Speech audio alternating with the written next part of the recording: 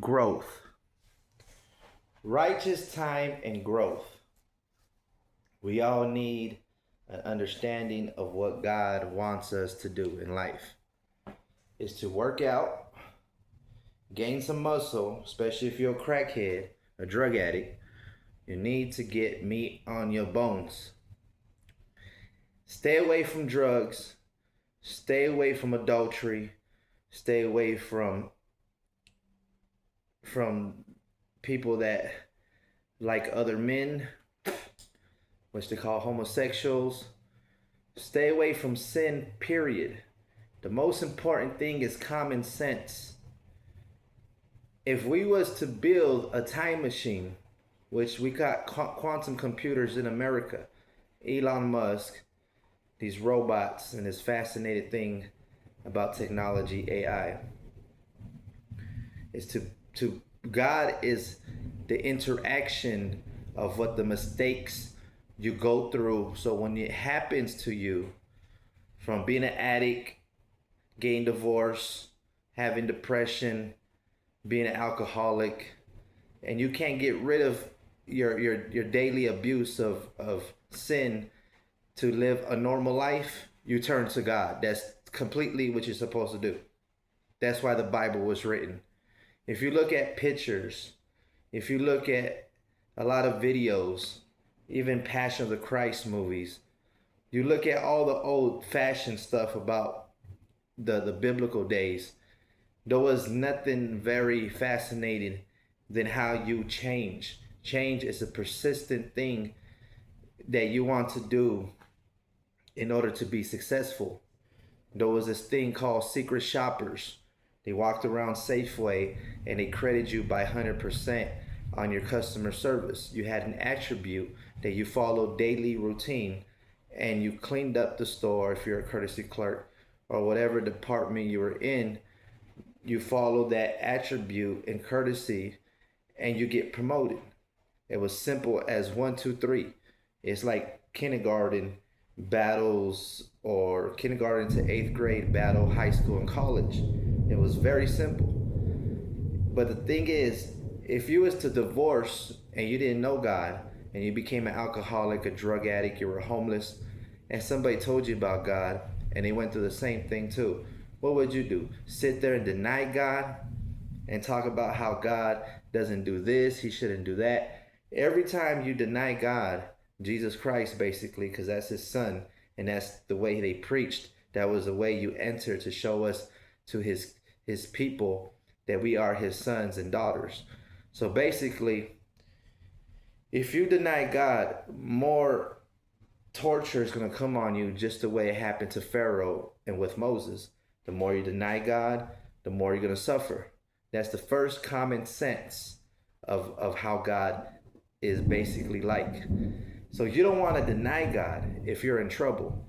When people are in hurt, they get into a car accident and the car's on fire, the first thing you do is answer to God until the rescue comes.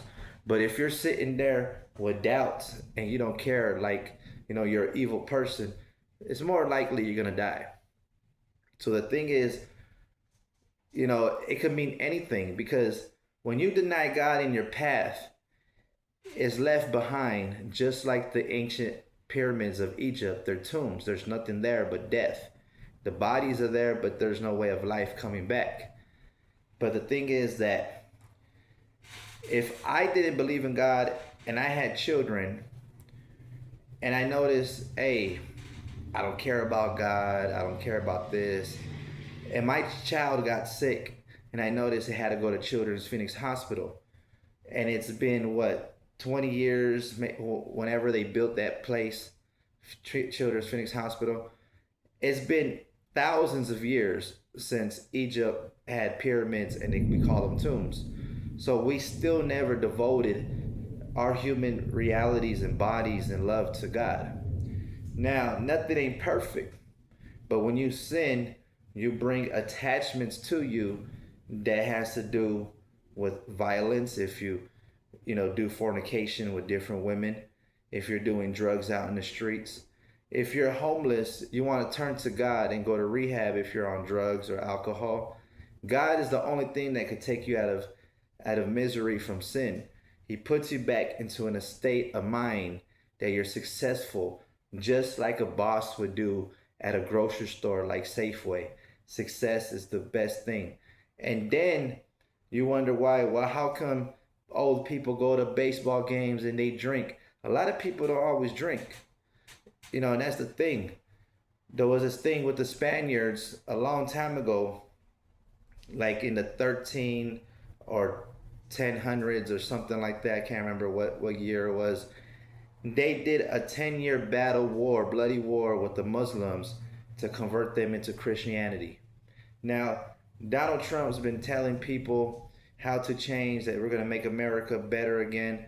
But the thing is, we're still fighting a biblical war because of the past.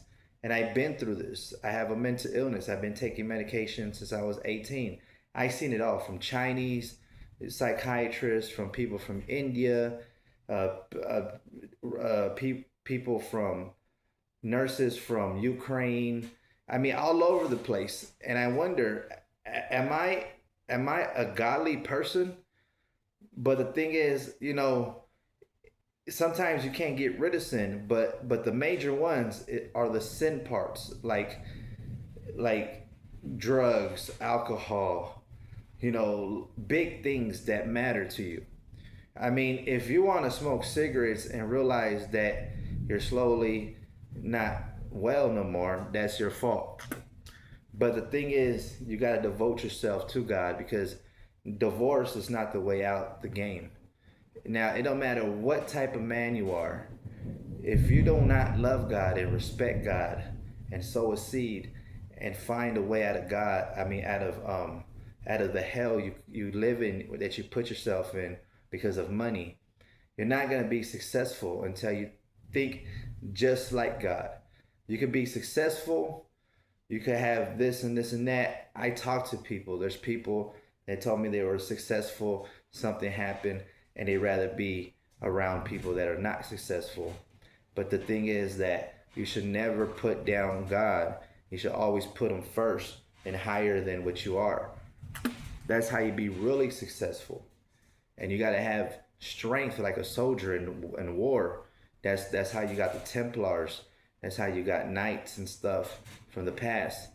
And that's what I'm saying. People always put down God because they're battling drug addiction, heroin. They're putting needles in their body and stuff. They do it to themselves. I see it all the time. You can give somebody $10. The first thing they're gonna do is try to either hustle out of it or buy drugs. You could give them food, $20, the thing they're gonna eat, but they're gonna try to do the same thing, get drugs. So you are the one ruining yourself, not God. You choose every day to go to work, but forget to either put oil, or you don't want to put oil because you rather buy cigarettes, you rather buy a beer. Even when it comes to drinking soda, you have to be mature. Only the mature that follow God and become righteous could have riches in their life. And there's different stories. The Bible stories, the books in the Bible explain every step in life.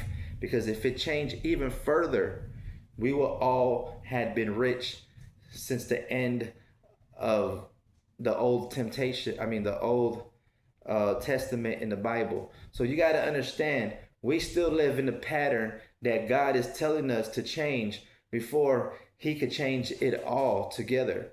And if not, you're slowly going to hurt yourself, and you're not going to understand the real reason why you didn't be successful. Success is to get rid of all sin.